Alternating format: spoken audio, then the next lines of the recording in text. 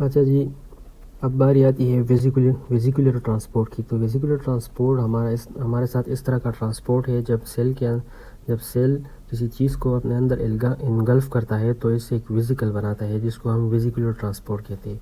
Vesicular transport हमारे साथ दो तरह के होते हैं, एक होता है एंडोसाइटोसिस, दूसरा होता है एक्सोसाइटोसिस। एंडोसाइटोसिस का मतलब है सेल के अंदर किसी चीज़, किसी बैक्टीरिया का आना, वाटर का आना, हार्मोन का आना, इसको हम एंडोसाइटोसिस कहते हैं। एक्सोसाइटोसिस हम उस ट्रांसपोर्ट को कहते हैं जब सेल अपने अंदर किसी चीज़ को बाहर ले जाता है, तो इसको हम एक्सोसाइटोसिस कहते हैं। अच्छा जी, एंडोसाइटोसिस हमारे साथ तीन तरह के होते हैं, एक है फेगोसाइटोसिस, दूसरा है फिनोसाइटोसिस और तीसरा है रिसेप्टर मीडिएटेड एंडोसाइटोसिस। फेगोसाइटोसिस का मतलब है eating of something, eating of cell. जब सेल हमारे साथ कुछ सॉलिड चीज़ ईट करता है तो इसको हम फेगोसाइटोसिस कहते हैं। फॉर एग्जांपल हमारे साथ बैक्टीरिया। अच्छा जी, इस तरह हमारे साथ फिनोसाइटोसिस है जब सेल किसी चीज़ को ड्रिंक करता है, ड्रिंकिंग ऑफ सेल, इसको हम ड्रिंकिंग ऑफ सेल भी कहते हैं। तो इसको हम ड्रिंकिंग ऑफ सेल कहते हैं। फॉर एग्जांपल हमारे साथ हार्मोन है,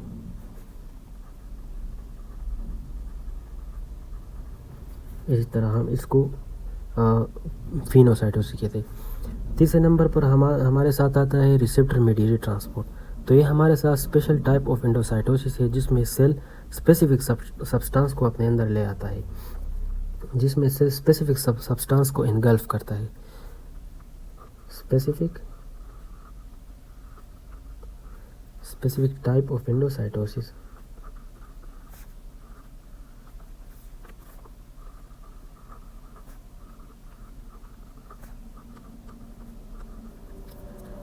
where the cell only take in a specific substance, where the cell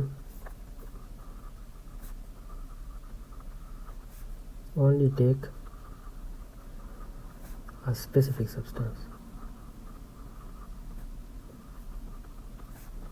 जिसमें सेल हमारे साथ स्पेसिफिक कुछ ख़ास सब्सटेंस को अपने अंदर इनगल्फ करता है, तो इसको हम रिसेप्टर मीडिएटेड एंडोसाइटोसिस कहते हैं। अच्छा जी, हमने पढ़ा कि हमारे साथ वेसिकुलर ट्रांसपोर्ट दो तरह के होते हैं, एक एंडोसाइटोसिस होता है, दूसरा एक्सोसाइटोसिस। एंडोसाइटोसिस का मतलब है सेल के अंदर किसी चीज़ का आना, एक्सोसाइटोसिस का मतलब है सेल के बाहर किसी चीज़ का जाना। सेल से जब जो चीज़ बाहर जाती है इसको हम एक्सोसाइटोसिस कहते हैं। एंडोसाइटोसिस हमारे साथ तीन तरह के होते हैं, एक है फेगोसाइटोसिस जिसका मतलब है ईटिंग ऑफ सेल, जब सेल किसी सॉलिड चीज़ को ईट करे तो इसको हम फेगोसाइटोसिस कहते हैं। इसी तरह दूसरे नंबर पर हमारे साथ आता है फिनोसाइटोसिस, जब सेल किसी चीज़ को ड्रिंक करता है तो इसको हम फिनोसाइटोसिस कहते हैं। तीसरे नंबर पर हमारे साथ रिसेप्टर मीडिएटेड एंडोसाइटोसिस आता है, इसमें से स्पेसिफिक सब्सटेंस को अपने अंदर इनगल्फ करता है। इस तरह के एंडोसाइटोसिस को हम रिसेप्टर मीडिएटेड एंडोसाइटोसिस कहते हैं। अच्छा जी, रिसेप्टर मीडिएटेड एंडोसाइटोसिस के बारे में बात करते हैं कि ये किस तरह हमारे साथ प्रोसेस करता है। तो रिसेप्टर मीडिएटेड एंडोसाइटोसिस में हमारे साथ जो है ना, अगर हम लिवर को देखें तो ये अपटेक ऑफ एलडीएल करता है। अगर हम लिवर को देखें फॉर एग्जांपल, अगर हम लिवर को देखें तो ये हमारे साथ अपटेक ऑफ एलडीएल करता है, अपटेक ऑफ एलडीएल। ये एलडीएल जो है ना, ये हमारे साथ रिसेप्टर मीडिएटेड एंडोसाइटोसिस के ज़रिए सेल के अंदर दाखिल होते हैं। तो इस प्रोसेस को डिस्कस करते हैं। अच्छा जी, ये जो है ये रिसेप्टर मीडिएटेड एंडोसाइटोसिस का पूरा प्रोसेस है जिसको हम अभी एक्सप्लेन करते हैं। अगर हम इसको देखें तो ये हमारे साथ एलडीएल रिसेप्टर है, एलडीएल रिसेप्टर, और ये हमारे साथ एलडीएल है, एलडीएल मॉलिक्यूल है। जब ये एलडीएल मॉलिक्यूल एलडीएल रिसेप्टर के साथ अटैच हो जाते हैं या इसके साथ बाइंड हो जाते हैं तो ये सेल मेम्ब्रेन इसी तरह अंदर बेंड हो जाता है। इसकी बेंडिंग के साथ इसके एलडीएल रिसेप्टर और इसकी एलडीएल मॉलिक्यूल भी इसके अंदर दाखिल हो जाते हैं। जब इसकी एलडीएल रिसेप्टर और एलडीएल मॉलिक्यूल इसके अंदर दाखिल हो जाते हैं तो स्टेप 2 में हमारे साथ क्लित्रीन जो है ना, वो क्लित्रीन प्रोटीन,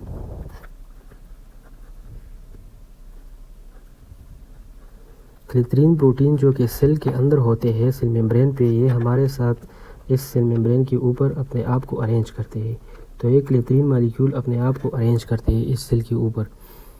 इस क्लेथरीन मालिक्यूल का इसके ऊपर अपने आप को अरेंज करते हैं। इसी तरह स्टेप 3 में हमारे साथ इस क्लेथरीन मालिक्यूल की मदद से एक वेसिकल बन जाता है, जिसको हम क्लेथरीन कोटेड पिट कहते हैं। इस वेसिकल को हमारे साथ एक वेसिकल बन जाता है। इससे वेसिकल बन जाता है जिसको हम क्लेथरीन कोटेड पिट कहते हैं। जब ये वेसिकल बन जाता है तो इस वेसिकल के ऊपर हमारे साथ क्लेथरीन के जो है मालिक्यूल होते हैं। इसी तरह एलडीएल रिसेप्टर होते हैं हमारे साथ, और इसके अंदर एलडीएल मालिक्यूल होते हैं। वेसिकल के अंदर हमारे साथ जो है ना एलडीएल रिसेप्टर होते हैं, एलडीएल मालिक्यूल होते हैं, और इसके ऊपर जो है क्लेथरीन मालिक्यूल होते हैं। ये क्लेथरीन मालिक्यूल इससे स्टेप 3 में डिटेच हो जाते हैं और ये वापस सेल मेम्ब्रेन के ऊपर अपने आप को अरेंज करते हैं। इसी तरह अगर हम स्टेप 4 को देखें तो इससे क्लेथरीन मालिक्यूल रिमूव हुए हमारे साथ। जब क्लेथरीन मालिक्यूल रिमूव हुए हैं तो इसको हम एंडोसोम कहते हैं। एंडोसोम कहते हैं। और इस एंडोसोम के अंदर हमारे साथ जो है ना प्रोटॉन अंदर पंप हो जाते हैं। तो इस एंडोसोम के अंदर हमारे साथ प्रोटॉन पंप हो जाते हैं। तो इस एंडोसोम के अंदर हमारे साथ प्रोटॉन अंदर पंप हो जाते हैं। तो एंडोसोम के अंदर हमारे साथ 3 चीज़ें हैं। एक हमारे साथ एलडीएल रिसेप्टर है, दूसरे हमारे साथ एलडीएल मालिक्यूल है, और तीसरी हमारे साथ जो है ना वो प्रोटॉन है। ये प्रोटॉन जो है ना इसको एटीपी की ज़रूरत होती है ताकि इसके अंदर आ जाए। Proton need ATP.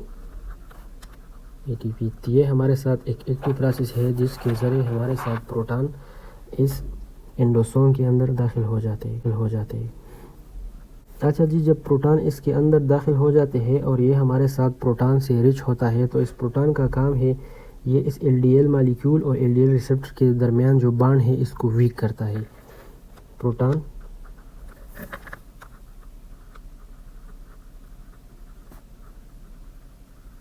Week the bond between LDL molecule and LDL receptor।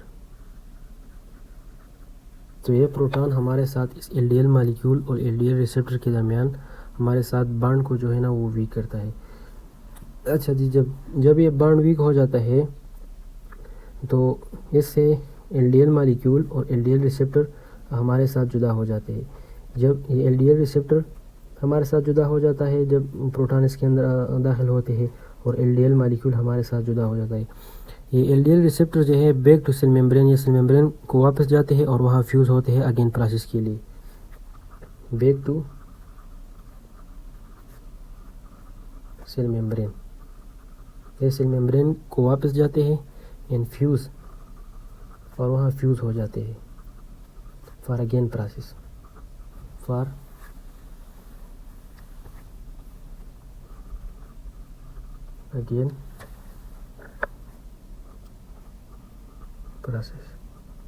Again process के लिए ये सेल मेम्ब्रेन को जाते हैं और वहाँ फ्यूज़ हो जाते हैं। इसको हम रिसेप्टर रिसाइकलिंग भी कहते हैं। इसको हम रिसेप्टर रिसाइकलिंग भी कहते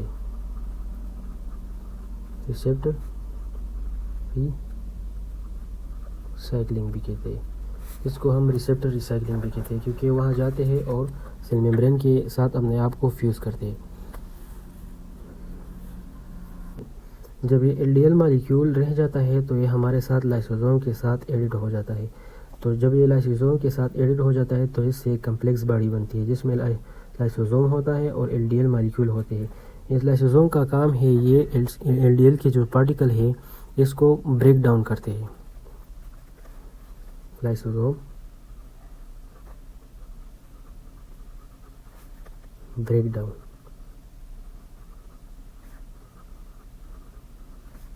particle, lysosome break down particle of LDL molecule. इस तरह ये हमारे साथ इस LDL के मालिक्यूल को ब्रेक डाउन करते हैं और ये हमारे साथ इस तरह ख़त्म हो जाता है। तो इस प्रोसेस के ज़रिए इस तमाम प्रोसेस को हम रिसेप्टर मीडिएटेड एंडोसाइटोसिस कहते हैं। चलिए इसको दोबारा रिपीट करते हैं। जब LDL मालिक्यूल हमारे साथ सेल मेम्ब्रेन में LDL रिसेप्टर के साथ टच हो जाता है तो सेल मेम्ब्रेन अपने आप को अंदर की तरफ इन्यूजिनेट करता है, जिसके ऊपर क्लेथरीन मालिक्यूल जमा हो जाते हैं। इससे हमारे साथ एक विज़ल बनता है। इस विज़ल के ऊपर क्लेथरीन मालिक्यूल होते हैं, LDL रिसेप्टर होता है, LDL मालिक्यूल होता है। एक क्लेथरीन मालिक्यूल वापस सेल को रिसाइकल हो जाते हैं और सेल मेम्ब्रेन के ऊपर अपने आप को अटैच करते हैं। इसी तरह इस विषय से हमारे साथ एंडोसोम बन जाता है। इस एंडोसोम में हमारे साथ प्रोटॉन अंदर आ जाते हैं। इसमें हमारे साथ प्रोटॉन अंदर आ जाते हैं। प्रोटॉन को ATP की ज़रूरत होती है ताकि इस एंडोसोम के ज़रिए अंदर आ जाए। तो हमारे साथ अब इस एंडोसोम में LDL रिसेप्टर होते हैं, LDL मालिक्यूल होते हैं और प्रोटॉन होते हैं। प्रोटॉन का काम है ये इस LDL मालिक्यूल और इस LDL रिसेप्टर के बांड को कमज़ोर करता है। जब इसके बांड को कमज़ोर करता है तो ये दो हिस्सों में तकसीम हो जाता है। LDL रिसेप्टर अलहदा हो जाते हैं और LDL मालिक्यूल हमारे साथ अलहदा हो जाते हैं। ये LDL रिसेप्टर जो है ना, ये सेल मेम्ब्रेन को वापस जाते हैं और जब ये सेल मेम्ब्रेन को वापस जाते हैं तो वहाँ पे अटैच होते हैं, वहाँ पे अगेन काम करते हैं रिसेप्टर रिसाइक्लिंग की तरह। और इस LDL मालिक्यूल के साथ अब हमारे साथ लाइसोसोम अटैच हो जाता है। जब लाइसोसोम अटैच होता है तो इससे कम्प्लेक्स बॉडी बनती है, जो कि लाइसोसोम इसके अंदर LDL मालिक्यूल को ब्रेक डाउन करता है और इस तरह हमारे साथ ये प्रोसेस कंप्लीट होता है।